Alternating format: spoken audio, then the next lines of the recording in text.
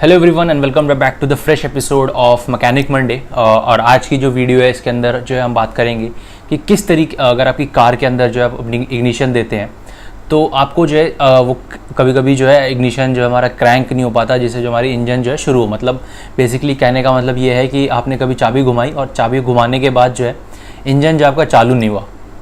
तो इसके अंदर जो है आपको क्या क्या प्रॉब्लम्स जो है चेक करानी है, क्योंकि आपने देखा कि हर मंडे जो है हमारी टीम जो है ऐसी वीडियोस लाती रहती है कि आपको जो है अपने गैरेज से प्रॉब्लम ना हो। मतलब आप किसी मैकेनिक के पास जाएं तो आपको पता होना चाहिए कि आपको कार के अंदर क्या क्या चेक करानी है, ठीक है। तो हमारी टीम से जो है इससे पहले वाली वीडियो में जो है हमने बताया था कि अगर आपकी कार जो है एक तरफ की पुल होती है, मतलब राइट या लेफ़्ट किधर भी पुल हो, तो आप उसके अंदर क्या क्या चीज़ें चेक करा सकते हैं। तो आज की जो वीडियो है हमने वही उसी का जो है दूसरा पार्ट है। तो अगर आप हमारे चैनल पर नए हैं तो आप हमारे चैनल को सब्सक्राइब कर सकते हैं, क्योंकि हर मंडे ही जो है हमारी टीम ऐसी ही वीडियोस लाती रहती है इस चीज़ के ऊपर, ताकि आप जैसे लोग जो हैं जो हमारे चैनल्स को देखते हैं और आप जो है बाकी लोगों को भी जो है हमारे चैनल जो है सजेस्ट करें, ताकि अगर उनके पास भी कार है और वो भी अपनी कार से मतलब आपको कहते हैं कि हमें मेरी कार में कोई प्रॉब्लम है और ये प्रॉब्लम है, तो आप जो है हमें डायरेक्टली हमें मैसेज कर सकते हैं हमारे किसी भी सोशल साइट पे। हमारी टीम जो है आपको रिप्लाई करेगी उस चीज़ से रिलेटेड, और हर मंडे जो है हम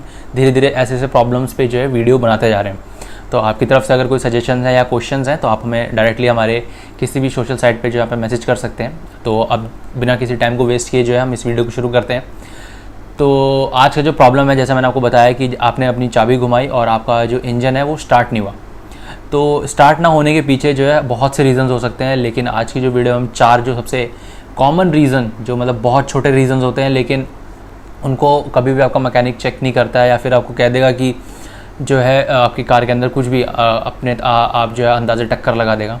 तो आप जो है इस वीडियो को पूरा देखें, और आप जो है इस वीडियो के अंदर आप डिस्क्रिप्शन बॉक्स में जाएंगे तो आपको जो है गूगल ड्राइव का जो है मिलेगा, उसके अंदर आप PDF मिल जाएगी आपको। तो आप इसको डाउनलोड कर सकते हैं और इससे चेकलिस्ट जो है आप डाउनलोड करने के बाद प्रिंट करा सकते हैं और अपने मैकेनिक के पास जा सकते हैं। तो आपको पता रहेगा कि आपको क्या क्या चीज़ें चेक करानी है।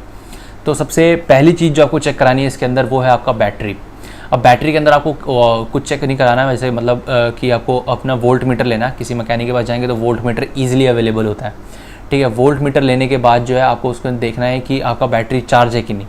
अगर आपका बैटरी चार्ज है, उसके बाद अगर आपको बैटरी चार्ज है तब भी इग्निशन नहीं हो रहा है, तो आपको उसके अंदर चेक करनी है उसकी वायरिंग। अब वायरिंग के अंदर चेक करनी है कि आपके नेगेटिव और पॉजिटिव टर्मिनल के जो वायर हैं वो टाइटली कनेक्टेड हैं कि नहीं। कभी कभी क्या होता है कि उसके जो टर्मिनल्स होते हैं वो लूज़ हो जाते हैं। अब लूज़ होने की वजह से क्या होता है कि उसके अंदर पावर नहीं आती है, और पावर की वजह से जो हमारा बाकी जो प्रोसेस है, हमारा जो इग्निशन कॉयल के बाद उसके बाद जो हमारा क्रैंक पिनियन, ये सारे प्रोसेस जो है वो पूरे नहीं हो पाते हैं। तो उसकी वजह से जो है हमारा कभी कभी प्रॉब्लम आती है। अगर वो लूज़ है तो उनको टाइट करा लें, अगर आपकी बैटरी रन डाउन है तो आप उसको रिचार्ज करा लें या रिप्लेस करें। दूसरी चीज़ें चेक करानी है वो है आपका इग्निशन के ऊपर जितने भी सर्किट्स हैं, फिर इसके अंदर जितने भी इग्निशन के कंपोनेंट्स हैं उनको चेक कराना है। और उसके अंदर को क्या क्या चेक कराना है, उसके अंदर आपको चेक कराना है सेकेंडरी वायरिंग। सेकेंडरी वायरिंग जो है आपकी जो है आपके स्पार्क प्लग से कनेक्टेड रहती है। तो क्या होता है कि जैसे जैसे आपका इंजन हॉट गर्म होता चला जाता है तो उस वायर के ऊपर जो है क्रैक आना शुरू हो जाते हैं। उस क्रैक की वजह से सर्किट ओपन हो जाता है, और डर्ट जो है उसके ऊपर कभी कभी जो है ज़्यादा बैठती है, उस वजह से भी जो है हमारा सर्किट ओपन हो जाता है। तो अगर डर्ट है तो उसको क्लीन करा लें, अगर उसकी वायर क्रैक्स हैं तो उसको वायर को जो चेंज करा लें। उसके बाद जो आपको चेक कराना है इग्निशन डिस्ट्रीब्यूटर की कैप। आपको जैसे पता ही है कि आजकल के जो इंजन्स हैं उसके ऊपर जितने भी जो कंपोनेंट्स हैं वो इतने कॉम्प्लिकेटेड, इतने कंजस्टेड वे में लगाए जा रहे हैं कि जो है हीट ढंग से जो है वो ट्रैवल नहीं कर पाती है। तो क्या होता है कि आसपास के जितने कंपोनेंट्स हैं उनके ऊपर जो हीट जाती है उसकी वजह से जो है कंपोनेंट्स मेल्ट हो जाते हैं, क्रैक शुरू हो जाते हैं। तो इग्निशन डिस्ट्रीब्यूटर का जो कैप है वो जो है इसका जो है सबसे बड़ा मेजर प्रॉब्लम हो सकता है। तो इग्निशन डिस्ट्रीब्यूटर के ऊपर की जो कैप है, अगर उस पर आपको क्रैक दिखे तो उसको झट से चेंज करा लें। और अगर उसके बाद सेकेंडरी वायर जो है आपको उसको चेक करानी है। तो दूसरी प्रॉब्लम जो आपको चेक करानी है वो है आपका स्टार्टिंग सर्किट का जो जितना भी वायर है, अगर वो रिप्लेस हो सकता है तो उसको रिप्लेस करा लें, अगर रिपेयर हो सकता है तो रिपेयर करा लें। तीसरी चीज़ जो आपको चेक करानी है वो है आपका स्टार्टिंग मोटर।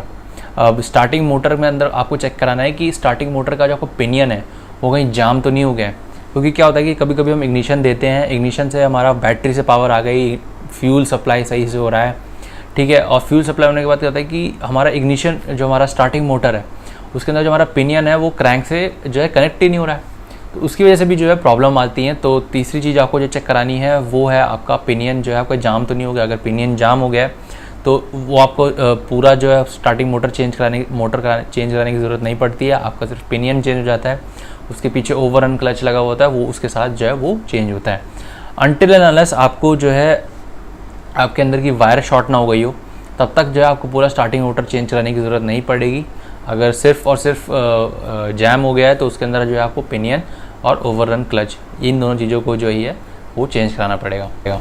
ये चीज़ आपको चेक करनी है वो है आपका बहुत ही कॉमन, मतलब इतना कॉमन है वो चीज़ कि कई मैकेनिक जो है उसको बहुत ज़्यादा अनदेखा करते हैं, वो है हमारा फ्यूज़ जो है आपकी कार के अंदर जो एक बहुत इंपॉर्टेंट रोल प्ले करता है, क्योंकि अगर फ्यूज़ नहीं होगा तो आपकी कार के अंदर शॉर्ट सर्किट होने के चांसेस जो है बढ़ जाएंगे। क्योंकि आपको पता है कि हमारी कार जो है वो डीसी पे चलती है, डायरेक्ट करंट पे चलती है। डायरेक्ट करंट पे क्या होता है कि हमारा बैटरी से है, अगर आपने कोई भी हाई वोल्ट का कुछ हुआ या आपकी वायर्स लूज़ हुई, वायर्स की वजह से शॉर्ट सर्किट हुआ, तो आपका पूरी कार जो है उसके अंदर जो है या तो आग लग जाएगी, नहीं तो पूरी वायर शॉर्ट हो जाएगी, तो जहाँ पे आपकी कार वहीं ख़राब हो जाएगी। तो फ्यूज़ के अंदर जो है आपको चेक करना है कि आपकी जो मेन पावर की जो स्विच है, जो मेन पावर को यूज़ होता है वो सही है कि नहीं। क्योंकि बेसिकली जो मेन पावर होता है वही जो है हमारे बैटरी से जो है आगे की तरफ पावर जो है हमारे जो हमारा इग्निशन डिस्ट्रीब्यूटर होता है या स्टार्टिंग मोटर की तरफ जो है डिस्ट्रीब्यूट करता है। ठीक है, अगर वो सही नहीं है तो आप उसको चेंज करा लें। तो आशा करता हूँ आपको जो है ये वीडियो अच्छी लगी होगी इस प्रॉब्लम के ऊपर, और ऐसे ही जो है हर मंडे हमारी टीम जो है वीडियोस जो ऑटोमोटिव रिलेटेड प्रॉब्लम्स के ऊपर जो है लाती रहेगी। तो अगर आपको वीडियो अच्छी लगी तो सब्सक्राइब करें हमारे चैनल को, शेयर करें इसे अपने दोस्तों के साथ, ताकि अगर उनको कोई प्रॉब्लम है तो वो जो है इसको जो है अपने देख सकें, चेकलिस्ट ले जाएं, और वो जो है अपने गैराज में जो है उनको पता रहे कि क्या क्या चीज़ें चेक करानी है। और लाइक कराना भूलें इस वीडियो को। धन्यवाद।